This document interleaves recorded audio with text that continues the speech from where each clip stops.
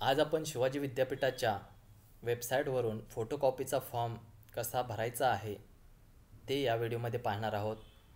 शिवाजी विद्यापीठाच्या बऱ्याच एक्झामचा रिझल्ट लागलेला आहे आणि मोस्टली इंजिनिअरिंगचे जे विद्यार्थी आहेत त्यांना असं काही सब्जेक्टमध्ये वाटतं की मार्क कमी पडलेले आहेत किंवा मार्क कमी दिलेले आहेत आणि त्यांना ती उत्तरपत्रिका बघायची असते, म्हणजेच फोटोकॉपी बघायची असते.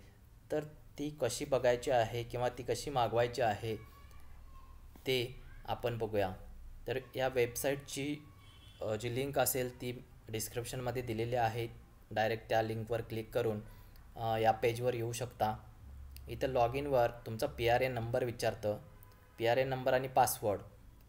PRN नंबरचे डिटेल्स तुम्हाला मार्कशीटवर मिळून जातील आणि पासवर्ड जो आहे तो ज्यावेळी तुमचं फर्स्ट इयर असतं त्यावेळी तयार केलेला असतो. जर तो तुमच्या लक्षात नसेल तर आपण इथं फॉरगॉट पासवर्डवर क्लिक करायचं आहे.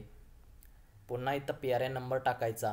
PRN नंबर टाकल्यानंतर हे पूर्ण डिटेल्स येऊन जातील. मदर नेम, बर्थ डेट आणि मोबाईल नंबर हे येऊन जातील. त्याच्यानंतर तुम्हाला सेंड OTP करायचा आहे.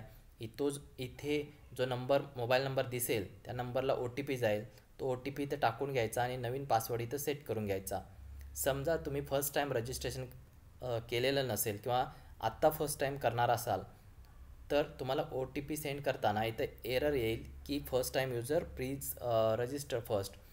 अशा पद्धतीचा जर एरर आला तर तुम्हाला पहिला रजिस्ट्रेशन करून घ्यायचं आहे. इथं न्यू यूजर रजिस्ट्रेशनवर जायचं आणि इथं पुन्हा PRN नंबर टाकायचा. PRN नंबर टाकल्यावर स्टुडंट नेम आणि ही बाकीचे डिटेल्स येतील. इथं आपल्याला name is correct then proceed. जर तुमचं नाव इथं दाखवत असेल ते करेक्ट असेल तर तुम्हाला येस करायचं आहे आणि प्रोसीड करायचं आहे. पुन्हा सेम OTP घ्यायचा आणि नवीन पासवर्ड सेट करायचा. जर तुमच्या नावामध्ये काही फरक असेल तर नो करायचं आहे आणि तुमचं नाव करेक्ट करून घ्यायचं आहे. तर हे 3 स्टेप्स आहेत तुम्हाला लॉग इन करण्यासाठी. एक तर कंडिशन अशी असेल ज्यामध्ये तुम्हाला तुमचा यूजर ID, PRN नंबर आणि पासवर्ड माहीत असेल त्यावेळी तुम्ही डायरेक्ट लॉग इन करू शकता इथं.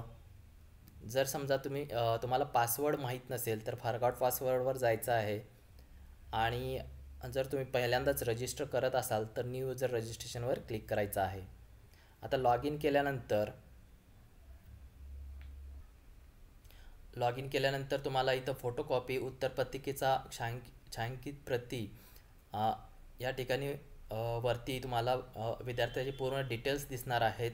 त्याच्यानंतर ज्यावेळी तुम्ही उत्तरपत्रिका मागवून घ्याल म्हणजे फोटोकॉपी मागवून घ्याल त्याच्यानंतर तुम्हाला रिव्हॅल्युएशनसाठी द्यायचं असतं किंवा रिव्हेरिफिकेशनसाठी द्यायचं असतं. तर आता आपण फोटोकॉपी कशी मागवायची आहे ते बघणार आहोत. या फोटोकॉपीच्या ऑप्शनवर क्लिक करायचं आहे. ऑप्शनवर क्लिक केल्यानंतर तुम्हाला तुमची पूर्ण माहिती येईल आणि या ठिकाणी काही सूचना दिलेल्या आहेत.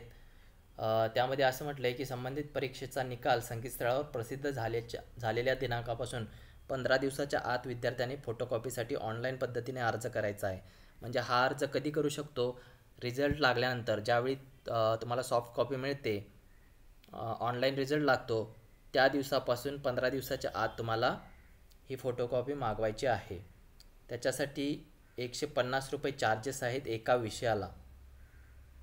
फोटोकॉपीसाठी प्रति सत्र 2 विषयांसाठी अर्ज करता येईल. म्हणजे एका सेमिस्टरमध्ये तुम्हाला फक्त 2च विषयांसाठी फोटोकॉपीला अर्ज करता येणार आहे.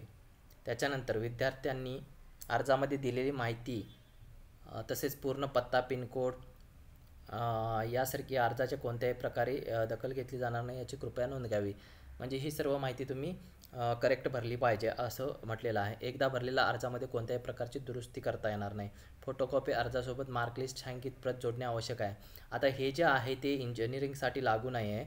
फोटोकॉपीसाठी जे बाकीचे विद्यार्थी आहेत इंजिनिअरिंग सोडून त्यांना हे फोटोकॉपी वगैरे मार्कशीटची प्रत वगैरे जोडावं लागतं आणि ते विद्यापीठात जाऊन जमा करावं लागतं. पण इंजिनिअरिंगचे जे विद्यार्थी आहेत इथं दिलेलं आहे सर्व विद्यार्थ्यांना अभियांत्रिकी अभ्यासक्रमाचे विद्यार्थी वगळून फोटोकॉपीचे अर्ज विद्यापीठामध्ये परीक्षा भवन क्रमांक 2 शिवाजी विद्यापीठ कोल्हापूर येथे फी भरून जमा करावेत. असं म्हटलेलं आहे. म्हणजे अभियांत्रिकीच्या विद्यार्थ्यांना सर्व प्रोसेस ही ऑनलाईन करायची आहे. सर्व अभियांत्रिकी अभ्यासक्रमाच्या विद्यार्थ्यांनी फोटोकॉपीचे अर्ज संबंधित महाविद्यालयामध्ये जमा करावेत. त्यानंतर उत्तरपत्रिकेची फोटोकॉपी म्हणजे स्कॅन कॉपी विद्यार्थ्यांच्या लॉग इनमध्ये उपलब्ध करून देण्यात येईल. उत्तरपत्रिकेच्या फोटोकॉपी स्कॅन कॉपी संदर्भात काही तक्रार असल्यास विद्यार्थ्यांनी लॉग इनमधील फीडबॅकद्वारे कळवावे. विद्यार्थ्यांना SMS द्वारे फोटोकॉपी संदर्भातील सर्व माहिती अवगत करण्यात येईल. म्हणजेच फॉर्म भरून झाल्यानंतर तुम्हाला तुमची फोटोकॉपी अपलोड झालेली असेल, याच पोर्टलवर तुमची लॉग इनमध्ये फोटोकॉपी अपलोड झालेली असेल आणि त्याचा मेसेज तुम्हाला SMS द्वारे येऊन जाणार आहे. तर ह्या काही सूचना, नियम आणि अटी इथं दिलेल्या आहेत. त्याच्यानंतर फॉर्म भरायचा आहे. इथं हे जो चेकबॉक्स आहे त्याच्यावर क्लिक करायचा आहे. वरील सर्व सूचना काळजीपूर्वक वाचल्या असून मला मान्य आहेत आणि आय ॲग्रीवर क्लिक करायचं आहे. क्लिक केल्यानंतर तुम्हाला इथं विद्यार्थ्याचे वरच्या साईडला विद्यार्थ्याचे पूर्ण डिटेल्स येतील. त्याच्याखाली तुमचा ॲड्रेस टाकायचा आहे, विद्यार्थ्याचा ॲड्रेस टाकायचा आहे. त्याच्यानंतर सिटी कोणती आहे ते, डिस्ट्रिक्ट, पिनकोड वगैरे हे सगळे डिटेल्स टाकून घ्यायचे आहेत. त्याच्यानंतर इथं तुमची जी लिस्ट आहे सब्जेक्टची ती दिलेली आहे. त्यापैकी कोणत्याही 2 सब्जेक्टसाठी तुम्ही इथं टिकमार्क करायचं आहे. ज्याची फोटोकॉपी तुम्हाला मागवायची आहे असे 2 सब्जेक्ट. एक असेल तर 1 करू शकता आणि जास्तीत जास्त 2 विषयाला तुम्ही टिकमार्क करून इथं सबमिटवर क्लिक करायचं आहे. सबमिटवर क्लिक केल्यानंतर इथं तुम्हाला ॲप्लिकेशन नंबर जनरेट होईल आणि इथं टोटल फी जनरेट होईल. हा जो ॲप्लिकेशन नंबर आहे तो तुम्ही इथून कॉपी करायचा आहे. कॉपी करून झाल्यानंतर इथं ऑनलाईन पेमेंट लिंक जे आहे त्याच्यावर क्लिक करायचं आणि तिथं जाऊन तुम्हाला पेमेंट करायचं आहे. तर ते कसं करायचं आहे ते आपण बघू.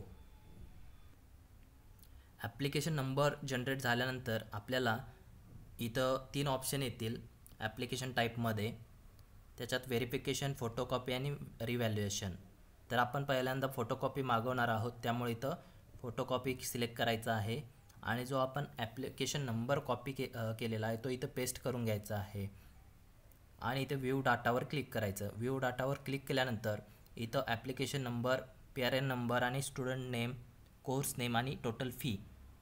एका सब्जेक्टला 150 रुपये फी आहे. 2 सब्जेक्ट असतील तर इथं टोटल 300 रुपये फी दाखवेल. आणि त्यानंतर इथं ऑनलाईन पेमेंटचा ऑप्शन आहे. त्या ऑनलाईन पेमेंटवर जाऊन फीच्या ठिकाणी ऑनलाईन पेमेंटचा ऑप्शन येईल, त्या ठिकाणी जाऊन आपल्याला ते ऑनलाईन पेमेंट करायचं आहे. पेमेंट केल्या तुम्हाला इथं अपडेट दिसणार नाही. काही वेळानंतर तुम्ही पुन्हा लॉग इन करून तुमचं फी रिसीव झालेली आहे किंवा नाही ते तुम्ही चेक करू शकता.